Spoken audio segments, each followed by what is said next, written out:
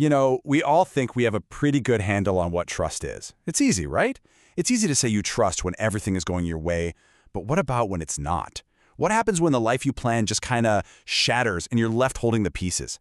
That's the kind of trust we're diving into today. A wholehearted trust that's meant to be a shield when you are under fire from doubt and despair. And our whole foundation for this is going to come from this one single verse in Proverbs. Trust with all your heart. Now, it sounds simple, but the devotional we're pulling from today argues this is actually one of the most difficult and most crucial commands a person of faith can follow. And that really brings us to the big question, doesn't it? I mean, it's one thing to talk about trust when the sun is shining, but what happens in the storm? What does this kind of trust actually look like when it's being actively attacked? Let's dig in and find out. Okay, so first things first. The devotional we're using, which was written by William Gurnall, makes it really clear that this isn't just some friendly suggestion. No, it's presented as a core requirement for a joyful life. The whole idea is that partial trust isn't really trust at all. It's an all-or-nothing kind of deal. Now that phrase, jealous God, it can be a little jarring, right? But the author frames it as a protective kind of jealousy. Think about it like this. A master craftsman isn't going to let a flawed material be used in his masterpiece. So for the believer's own good, God requires a complete commitment, because a divided trust is, well, it's a broken one. And that leads us right into the danger of partial trust. This internal state, this divided loyalty, this is where the real peril is. The source calls this the peril of a divided heart, and it's basically a breeding ground for all sorts of spiritual problems. So what are we even talking about when we say half-hearted trust?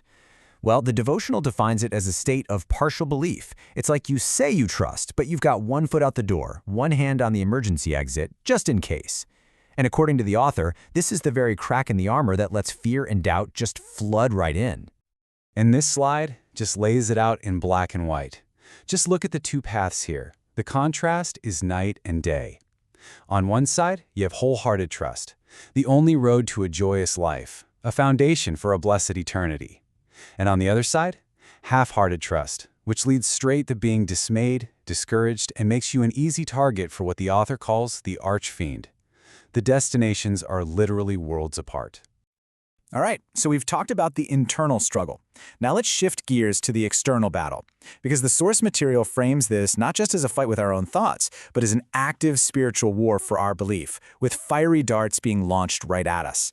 The text warns believers to be sober, to be vigilant, and it uses this really intense image of a prowling, roaring lion. This isn't some passive threat, This is an adversary who is actively seeking a moment of weakness to pounce. And the attack is strategic. The source describes this two-pronged assault. First up is the lure of temptation, that golden apple of profit or pleasure. But if that doesn't work, then the enemy unleashes a full-on barrage of doubt-tipped arrows.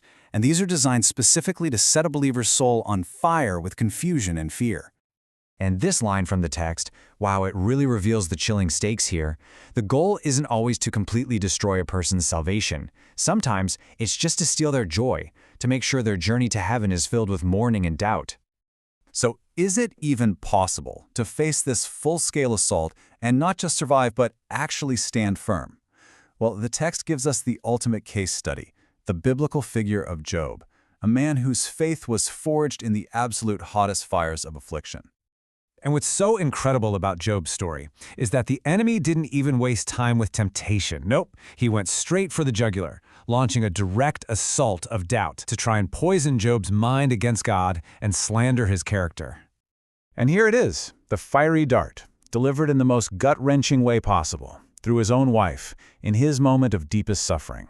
I mean, this wasn't just some fleeting thought. This was a direct challenge to abandon his faith completely. Curse God and die. It does not get more direct than that. But Job's response? It was a total masterclass in faith. He didn't hesitate. He didn't even argue.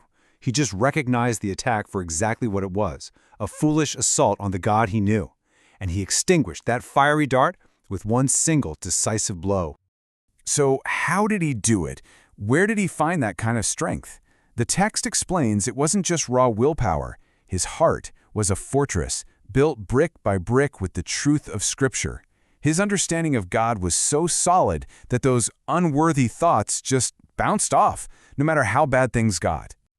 Job's story isn't just some ancient tale, right? It's a blueprint for us, today. So how do we cultivate that same winning mindset, this perspective of praise that Job demonstrated so powerfully? Well, the source offers a really clear path forward. First, we have to reject that distorted, warped lens that doubt gives us. We have to trust God's justice, acknowledge His faithfulness in the struggle, and, here's the hardest part, bless Him even in our darkest, saddest moments. And the author gives us this incredible mental tool, a simple equation to help us stay grateful. It's this: no matter what God takes, what He leaves behind is always more than we deserve. That simple shift in perspective can transform our view from one of loss to one of just profound abundance. And here is the promise that holds this whole mindset together.